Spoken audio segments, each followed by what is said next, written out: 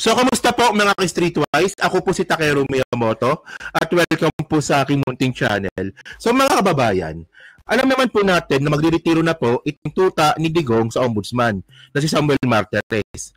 So, bali po, nahalungkat natin itong mga kababuyan na ginawa ni Martires sa ombudsman sa loob ng 7 taon. Bali, lumalabas po dito, no, si Martires po yung pinaka-worst or pinaka-bulok na naging ombudsman sa history ng Pilipinas. At syempre, meron po tayong mga reference dito. Alam niyo kung ano nakakalungkot dito? Ano to?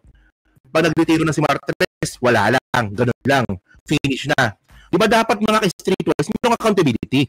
Especially po ngayon, na bago po matapos yung termino ni Martires, gumagawa na naman po siya ng farewell na kababuyan. Aalis na nga lang, mambababoy pa ulit. So ito, pakita ko to sa inyo, no? Actually, nabasa ko itong article po na to. At ito, ano naman to, verified naman itong report po na to eh. So ito kahapon to eh. The horrible record of Ombudsman Samuel Martires. So andito po yung mga kababuyan na ginawa po ni Martires. So unang-una mga kababayan, nakalagay dito. Okay. He was the perfect ombudsman in protecting his San Beda Law schoolmate, Rodrigo Buwang Duterte. That barefaced audacity was not peril. Samuel Martires completes his 7-year term next month as the 6th Ombudsman of the Republic of the Philippines, di ba? He also completes a record never before seen in annals of Philippine judiciary, a protector of the corrupt and an enemy of government transparency, and he has no shame for it. O, di ba? So, si Martires pala, mga kababayan, yung pang-anim po na naging ombudsman sa history ng Pilipinas. At siya po yung pinakawalang yang ombudsman na naging protector, no, na napakawalang yang presidente na si Digong. Bale, ito, nakalagay na dito lahat eh. So, unang-una dito, okay, sabi dito, ito yung unang sinabi ni Martires, di ba? Under the 1987 Constitution, di ba, the ombudsman can motu proprio investigate on its own upon any complaint by any citizen in any form of manner, any act or omission by any public officer or employee. So, pwede mag-imbestiga po yung ombudsman. Basta pag mayroon ng complaint, pwede mag-imbestiga. Yun nga lang, sabi nga po ni Martires, corruption has become endemic in the country and it cannot be solved during our lifetime. Gago lang, di ba? Alam niyo mga kababayan, no, ang trabaho po kasi ng ombudsman, siya po yung pagiging piskal. No, piskal po ng mga corrupt officer. Kung baga tayo, di ba, to, explain lang natin saglit. O di ba tayo mag-file tayo ng kaso? Di ba, civilian. Kung sino man yan, di ba? So, tayo po, kukuha tayo ng abogado, mag-file po tayo ng kaso sa piskalya. RTC. Di ba? Original Trial Court. Ngayon, mga ka-streetwise, kapagiging piskalya po nito, ombudsman. O, di ba? Yun nga lang, bilang isang ombudsman, yung sabihin nga po ni Martires na, ang corruption, endemic na yan. Hindi yan mariresolba ng habang buhay. Parang gago lang, nandyan ka pa. O, di ba? Para kang si Marbil eh. Di ba? Si Marbil, naalala nyo, di ba sabi ni Marbil, yung droga-droga na yan, okay lang yan, basta nag-overtime ka.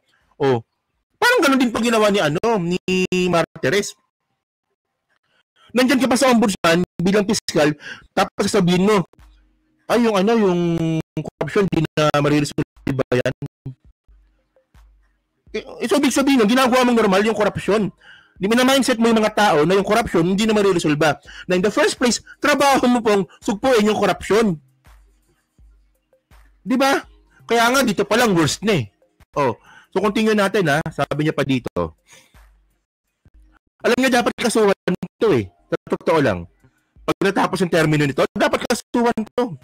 So, unang-una, sabi dito ni ito 2019 nangyari ito ha. Kasi po si Martires na-appoint po siya 2018. So, pagpasok po ng 2019, ang una pong kagagawang ginawa ni Martires ito. Okay? In 2019, Duterte was the first Philippine president in 30 years not to release SALN. Di ba? Si Duterte lang po hindi po nagre-release ng SALN. Di ba? Kasi nga po, no, dapat po kasi nire-release po yan ng presidente kasi nga po, meron tayong RA 6713. Okay. So RA 6713 was enacted in 1989 and all 5 presidents before him had publicly disclosed their annual salary without fail. So ngayon, ginawa nga po ni Ombudsman na tanga, where the office of the Ombudsman was Duterte hiding ill-gotten wealth. If he was Martires was certainly there for his fortress and refuge. Oh, so ano bang ginawa po ni Martires? Yung ginawa po ni Martires, mga kababayan, nilabas niya po yung Circular Order number 1. Oh, 1 tayo, no? Na dapat po, na maglalabas nga po si Digong ng salin, dapat meron pong approval ng Ombudsman. Oh, so yung ngayon, mga kababayan, ang nangyari, hanggang ngayon, hindi pa rin po natin alam yung salin nga po ni Digong kasi nga po, tinatago po ni Martires. O, di ba? Doon pa lang mga kababayan, binababoy na po tayo. Meron po talagang conspiracy, yung Duterte at si Ombudsman, para po itago po yung ill-gotten wealth nila. Oh, hindi lang yan, it's getting worse mga streetwise. Tinan niyo pa dito, sabi pa dito, oh, in 2023, Martires also proposed to the House draft a provision in the annual national budget requiring the publication of commission and audit reports in government agencies was referring to COA. Red flags, he said, the COA reports caused confusion and prompted the public to prejudge as guilty as flagged by COA. Ngayon, noong 2023 mga kababayan, nung ginigisa po si Sara Duterte sa kanyang confidential fund, ngayon nag-propose itong si Martires, butang na nga lang, hindi natuloy. Na nagpo-propose nga po ito si Martires na yung mga pag-flag nga po ng COA sa mga government officials natin na mayroong disallowances sa kanilang audit, wag daw po i-public. Oh, at yun po, sinabi po ni Ombudsman yon, ni Samuel Martires, kung kailan po ginigisa si Sara Duterte sa kanyang confidential fund. Ito eh, 2023 po ito eh. Di ba? Kaya naman pala, no, kung si Martires lang pala talaga magiging ombudsman natin at sasabihin niya na ang korupsyon ay hindi masusugpo sa loob ng habang buhay, o kaya naman pala kasi ganito pala ginagawa niya, wala talaga siyang plano na sugpuin yung korupsyon at ang dahilan lang pala kung bakit nandiyan si Martires sa ombudsman para lang pala protektahan itong mga Duterte. So ang sinasabi natin dito mga streetwise, no, hindi pwedeng ganyan lang po yan. Dapat po pag natapos po yung termino ni Martires, ito po kasi overwhelming na ebidensya po ito kasi po nga po documented po lahat ito. Dapat po may mag-file po ng kaso dito sa matandang hukuluban po na to. O para sila ni ano, no? Para sila ni Digong, di ba? Hindi kasi mga babae, no, ito yung point natin dito eh. Kapag itong klaseng mga balita po na pinapakita natin, pag ito po in-explain mo sa mga DDS, wala, naninira ka lang. Adik ka kasi. Malamang drug pusher ka. Usko, bobong. Kasi nga po mga streetwise, no? Ang point natin dito, no, hindi na po natin pinag-uusapan dito kung DDS ka or loyalista o pro-government ka. Ang pinag-uusapan po natin dito, tama at mali. Ang tanong ba dito, tama ba yung mga ginawa? Diba? Tama ba yung mga ginawa ni Martires sa loob po ng 7 taon? Diba? Actually, hindi pa yan. Akala nyo yan lang. Meron pa, it's getting worse nga eh. So, meron pa yan dito. Sabi pa dito. Ito na pala. Ito. Sabi dito in 2018, when Conchita Carpio Morales, so kilala nyo si Conchita Carpio Morales, siya po yung pinalitan ni Martires sa ombudsman. Okay. Was the ombudsman, di ba? Yung dating ombudsman, yung pinalitan ni Martires. Kasi si Martires po naging ombudsman 2018. So, ibig sabihin nun, from 2016 hanggang 2018, ang ombudsman natin noon is appointee pa ni Pinoy. Okay? Sabi dito, there were 5 docket cases against Paulo Duterte. 2 for graft, 2 for administrative cases, and 1 for ill-gotten wealth. So, 5. So, kinasuhan pala ng ombudsman si Paulo Duterte. No, 2 graft, 2 admin case, 1 ill-gotten wealth. Martires never resurrected those cases under his tenure. Initially, he voted impartiality as politicians do. It remained deep service as politicians do. Oh. So ngayon mga kababayan, ito pala si Paulo Duterte po, no? May kaso pala ito sa ombudsman. So syempre, kailangan pa ba natin explain? Syempre, kaklase nga po ni Digong, si Martires. So inapoint nga po ni Digong si Martires. So wala na yung kaso. So ngayon mga ka-streetwise, no, kung sino man yung papalit dito nga po kay Martires, kung sino man yung mapipili nga po ni PBBM, sana buhayin po yung kaso nga po ni Pulong. O, di ba? So ngayon, actually marami pa yan. Ang dami pa yan. Yung nga lang, hindi naman relevant para pag-usapan natin. Marami pang katarantaduan yan si Martires. Pero ang pinakamalupit mga kababayan, no, papaalis na nga lang po siya.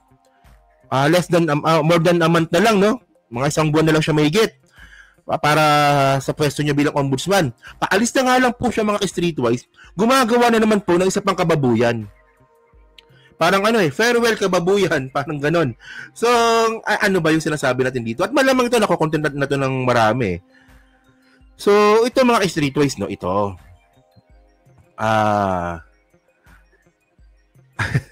Iniimbestigahan ngayon ng ombudsman si Sara Duterte. Di ba? Alam niyo kung ano nakakatawa dito, no? Binasa ko po kasi yung yung trabaho po ng ombudsman, yung Republic Act 6770. An act providing for the functional and structural organization of the Office of the Ombudsman and for other purposes. So, ang lumalabas talaga mga kababayan po, no, ang ombudsman po ay piskalya.